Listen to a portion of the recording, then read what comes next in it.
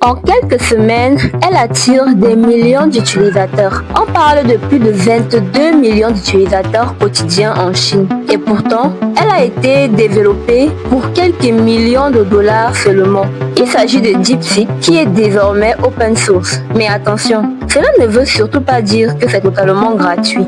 Dans cette vidéo, je t'explique exactement ce que tu dois comprendre. DeepSeek est une entreprise chinoise d'intelligence artificielle fondée en 2023 et basée à Hangzhou. Elle est financée par un gros fonds d'investissement chinois appelé HiFlyer. Leur objectif, c'est créer une IA très puissante, ouverte au monde. Et c'est désormais fait puisqu'elle est open source. Mais qu'est-ce que cela veut dire concrètement? Open source, ça veut dire une chose très simple. Premièrement, le cœur du logiciel est accessible. Deuxièmement, les développeurs peuvent le voir, l'utiliser, le modifier. Et troisièmement, personne n'est obligé de demander la permission. Tu peux le télécharger via des plateformes en ligne. Mais attention, open source ne veut surtout pas dire que tout est ouvert. Dans l'IA, certaines parties restent souvent fermées, comme les données d'entraînement et certaines optimisations internes. Donc, open source, oui, mais gratuit, pas du tout.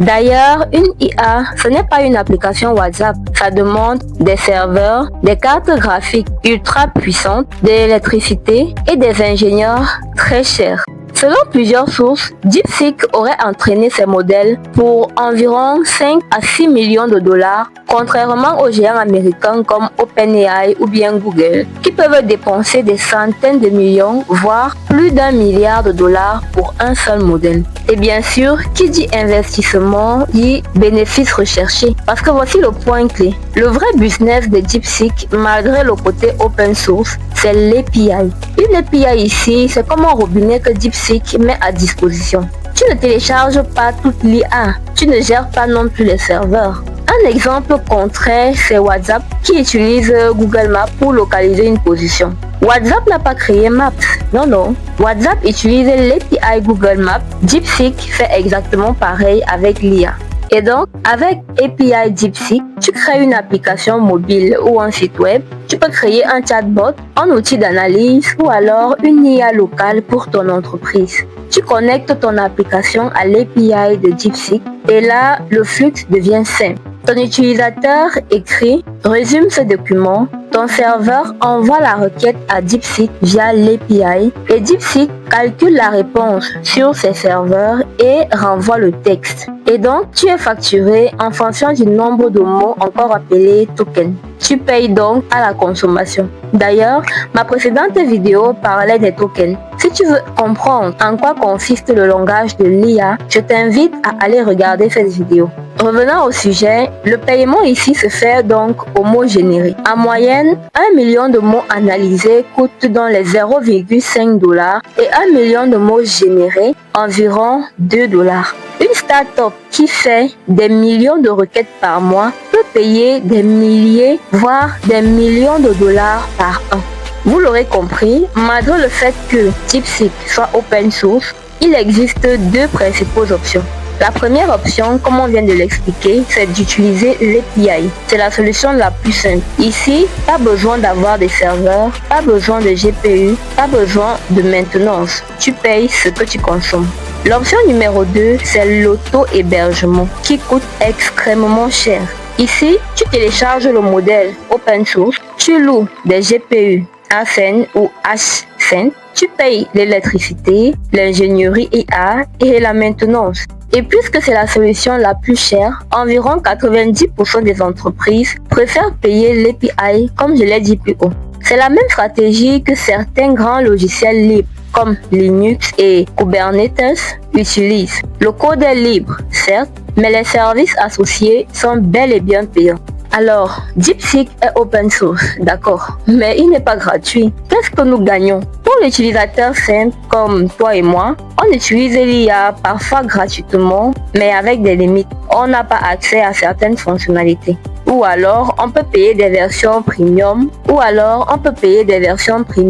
avoir droit à certains avantages. Deuxièmement, on a les développeurs qui peuvent utiliser l'API pour créer des applications. Ils gagnent donc de l'argent et DeepSeek aussi. Puis, on a les entreprises comme les banques, les assurances, les États, les plateformes africaines, asiatiques, latino, etc. Ce sont eux qui payent réellement parce qu'ils payent des hébergements. Maintenant, l'aspect géopolitique. Oui, parce que tout ça est bel et bien politisé. Rappelez-vous que rien dans ce monde ne se fait pour rien. Pour les pays en développement comme nous du Sud, DeepSeek change complètement la donne. On a accès à une IA beaucoup plus puissante avec des coûts réduits et des formations de talents locaux. C'est un accélérateur technologique énorme. Pour les pays occidentaux, un véritable cauchemar. Pour les États-Unis et l'Europe par exemple, c'est un gros signal d'alarme. La domination occidentale n'est plus du tout garantie. Les règles changent. Et pour la Chine, DeepSeek n'est pas juste une IA, c'est une arme économique et stratégique. Open source, c'est pour attirer le monde. Elle ne veut pas seulement vendre une intelligence artificielle. Elle veut que les développeurs du monde entier construisent sur DeepSeek, rendent leurs applications dépendantes de son écosystème. Elle veut casser les prix d'OpenAI et de Google. Elle veut devenir l'infrastructure IA mondiale. Donc, DeepSeek est open source, mais l'IA gratuite n'existe pas du tout. Le vrai pouvoir ici, ce n'est pas tant dans le code. C'est le fait qu'elle soit désormais un robinet qui répond à une demande et qui stocke des données du monde entier sans garantie de sécurité. D'ailleurs, DeepSeek a été interdit dans certains pays pour cela. Mais il n'en demeure pas moins que cette IA se propage à une vitesse fulgurante. Et ici, c'est la Chine qui contrôle le robinet. Et qui contrôle le robinet contrôle l'avenir. Si tu aimes les sujets tech, abonne-toi à Tech Ici, like, commente, active la cloche de notification pour ne manquer aucune de mes prochaines vidéos et on se dit à bientôt pour un nouveau sujet tech.